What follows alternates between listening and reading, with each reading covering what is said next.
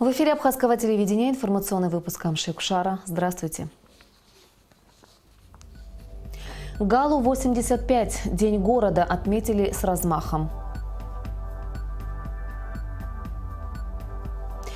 Инициатива поддержана. Единая Абхазия предложила площадку по обмену мнениями. Подлинники старинных карт и гравюр из частной коллекции. Фотовыставка Ибрагима Чкадуа в Сухуме.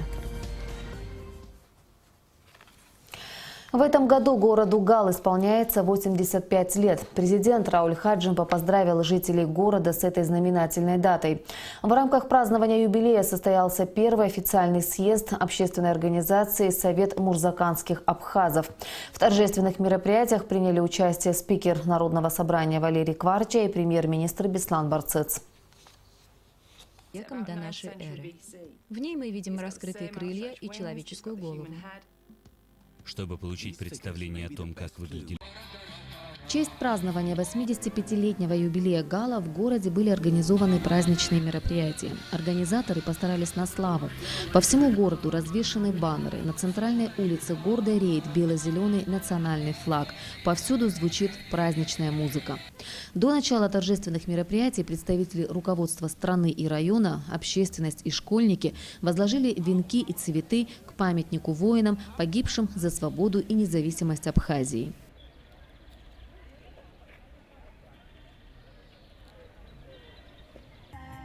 Центр праздника на этой площадке. Здесь молодежь Галского района, юные певцы, танцоры, спортсмены радовали гостей и горожан своими талантами. И как же обойтись без флешмоба в такой день?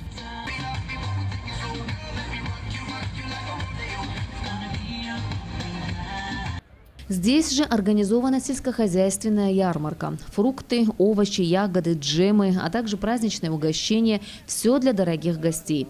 Премьер-министр Беслан Барцыц и вице-премьер Беслан Эшба посетили ярмарку и попробовали продукцию местного производства. Сегодня в городе собралось, можно сказать, все население района. По словам советника президента Владимира Зонтария, Гал не узнать. Город и район в целом оживает и развивается, и это невозможно не заметить. Район оживает, это явно видно. Дай бог процветания. Это наши люди, они пережили репрессии сталинские, и бериевские времена.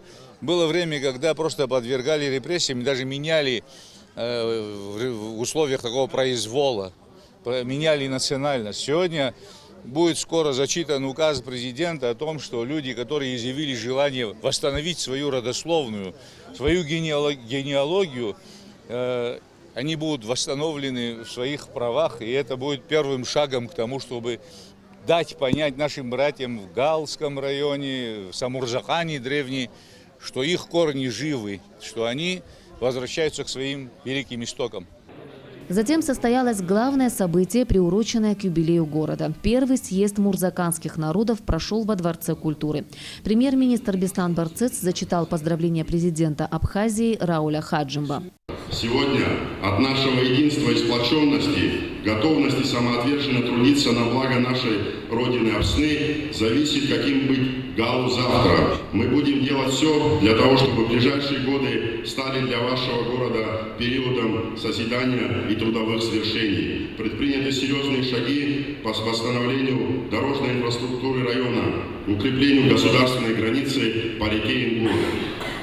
Постепенно будут восстанавливаться предприятия, возродиться на прежнем уровне сельское хозяйство.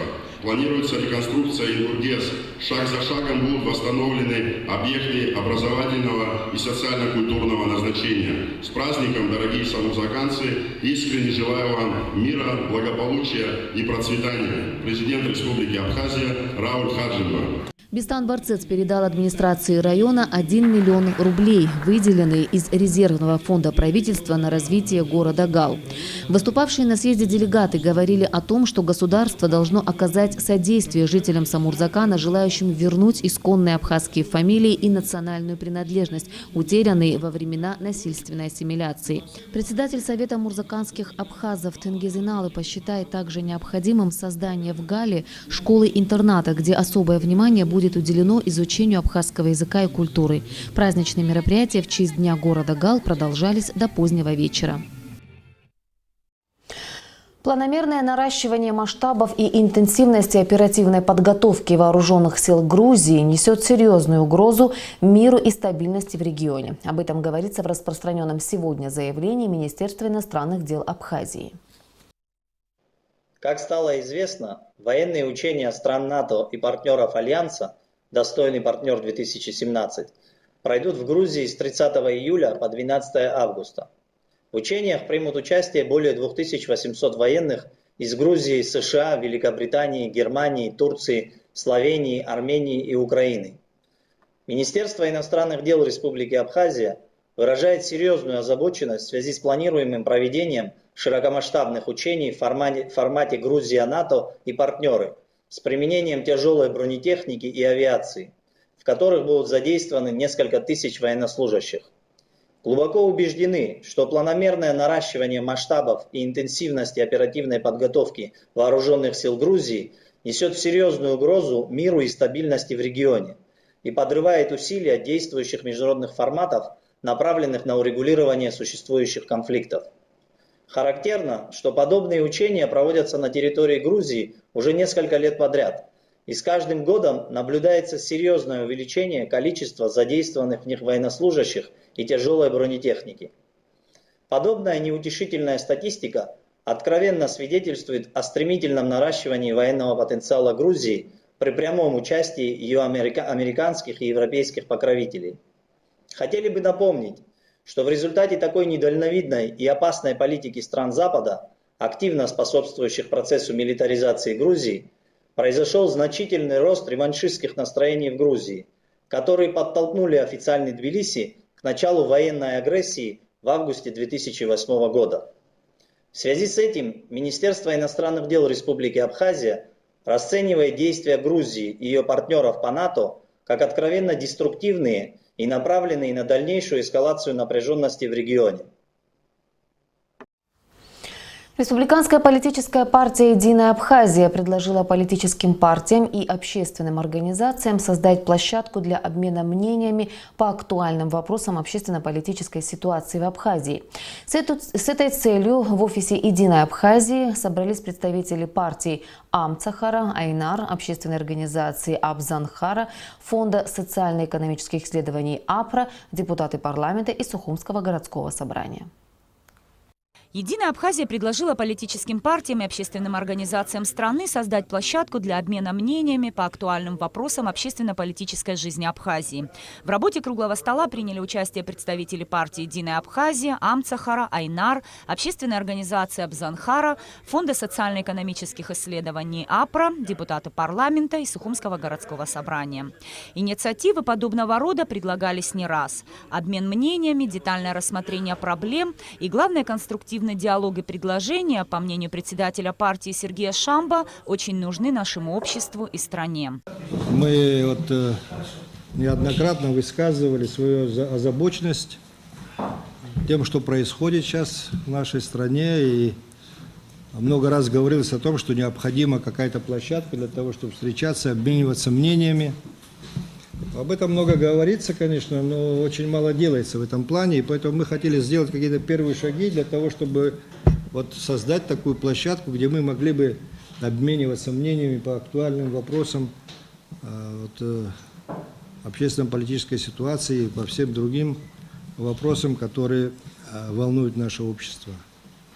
Это сегодня такая первая встреча в этом плане, но я надеюсь, что если она вызовет интерес у участников, то мы могли бы часто это делать, потому что проблем на самом деле много. На встрече были затронуты многие актуальные вопросы в стране. Больше всего говорили о правоохранительной системе. В результате развернувшейся дискуссии выявилось общее понимание того, что в стране накопилось множество проблем, требующих незамедлительного решения. В первую очередь это относится к осуществлению назревших реформ. Общее мнение собравшихся: предложенная «Единой Абхазией» площадка нужна, так как пришло время говорить о проблемах открыто. Нисфарш Балион Адлиба, Абхазское телевидение. Расширенный репортаж со встречи в «Единой Абхазии» смотрите сегодня в рубрике «Амшекушара Яцу». Пивоваренный завод «Сухумский» – одно из старейших и крупнейших производителей и экспортеров пива и безалкогольной продукции в Абхазии. Предприятие активно развивается и не без поддержки государства. Подробности в репортаже Налыкова. Напитки пивоваренного завода «Сухумский» пользуются неизменным спросом и занимают примерно 30% пивного и 25% безалкогольного рынка республики.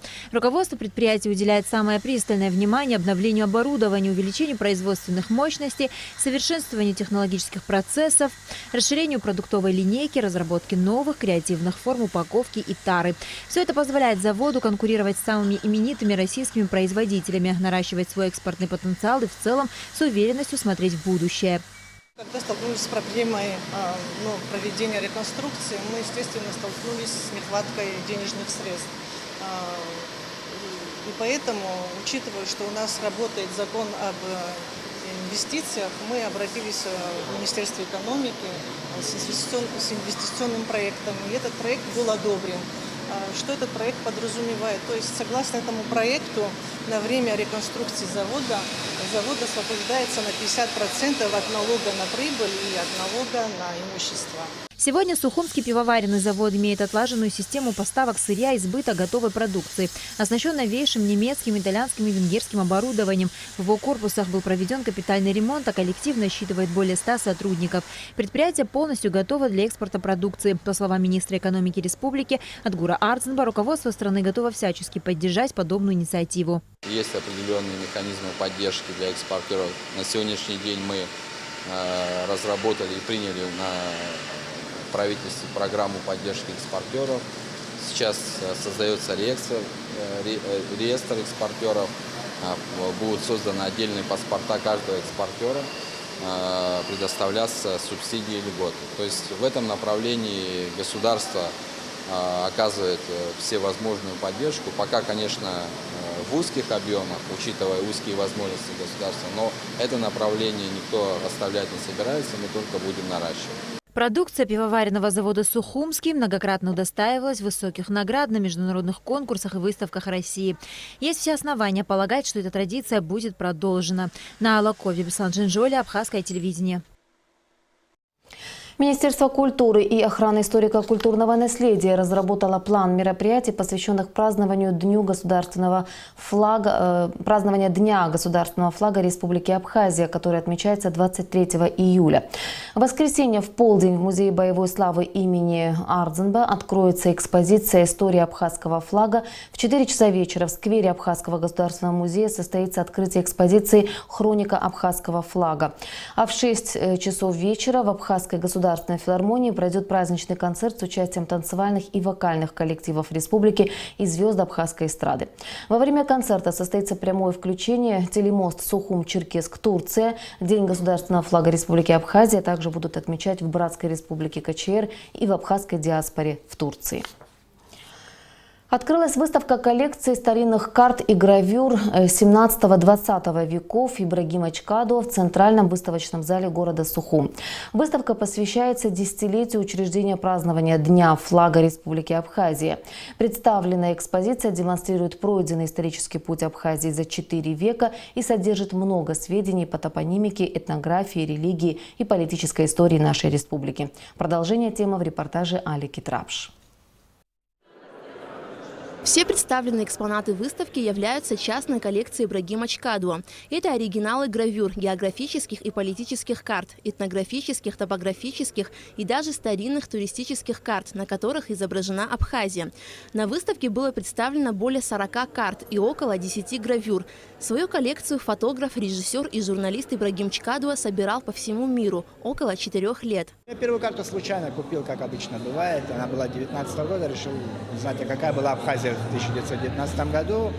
А тогда уже империя развалилась российская, СССР еще не было, и поэтому она была просто черноморским побережьем отмечена. И потом дальше стал интересоваться, и потом вот карта СССР Абхазии есть, достаточно интересная, договорной республики, то есть вот даже как вот на статус снижался в 20 веке, можно проследить по картам тоже. Основную часть покупал по интернет-аукционам, в интернете, всех своих друзей напрягал, которые в Европе, в Москве живут, потому что это надо оплачивать специально, очень там сложная процедура доставки. То есть я всех друзей замучил, но они, правда, с удовольствием всегда помогали и помогают до сих пор. Карта во все времена являлась отражением определенного исторического и культурного этапа развития человечества, приближая события прошлого и объединяя их с настоящим.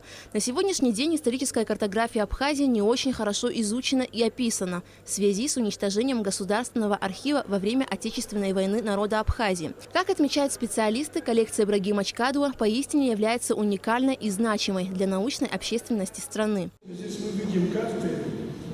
Например, начиная с 16-17 веков на протяжении 400 лет наглядную картину развития Абхазии.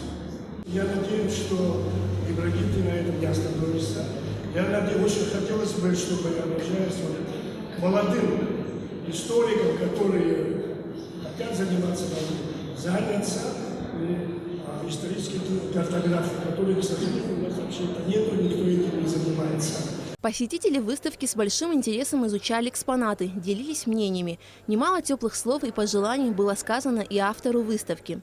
Он собрал замечательную коллекцию. Я даже вчера подумал, что, скорее всего, Министерство культуры и охраны культурного наследия будет делать каталог частных архивов, которые имеют какое-то отношение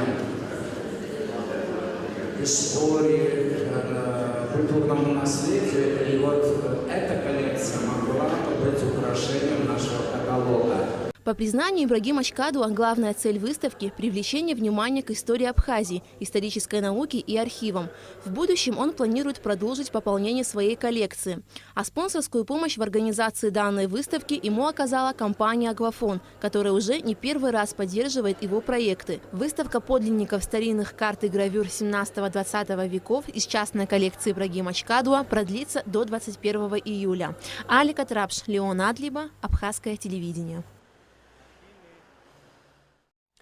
В эти дни в Абхазии с гастролями находится молодежный хореографический ансамбль «Ридада» из Карачаева-Черкесии, известный своим мастерством далеко за пределами республики. Так артисты ансамбля с большим успехом выступали в Кремлевском дворце, на Сочинской зимней олимпиаде, становились обладателями гран-при престижных международных фестивалей. Во вторник в Гудауте танцоры из Карачаева-Черкесии провели совместный концерт с местным молодежным ансамблем «Адац». Руководитель ансамбля «Ридада», сын народного артиста Абхазии Валерия Тания Азамат, достойно продолжает дело своего отца, постановщика многих танцевальных композиций, исполненных в этот вечер на сцене Дома культуры. Многочисленные зрители бурными овациями сопровождали каждый выход артистов. Гости поблагодарили хозяев за теплый прием. Спасибо вам огромное за все. Очень теплый прием, добродушный прием. Спасибо главе администрации Гудаутского района, всем, кто участвовал в организации этого мероприятия. Такое значимое мероприятие, целью которого было сплотить еще больше народы Карачаево-Черкесской республики и абхазского народа. Спасибо всем огромное. Очень потрясающий праздник, всем нам очень понравилось. Я даже не сомневаюсь, что контакты, которые появились между детьми в Абхазии, между родителями, что они будут продолжаться долгие-долгие годы. И о погоде. Завтра в Абхазии ожидается пасмурная погода, местами дождь. Температура воздуха ночью плюс 19-24, днем плюс 26-30 градусов. Температура морской воды плюс 25 градусов.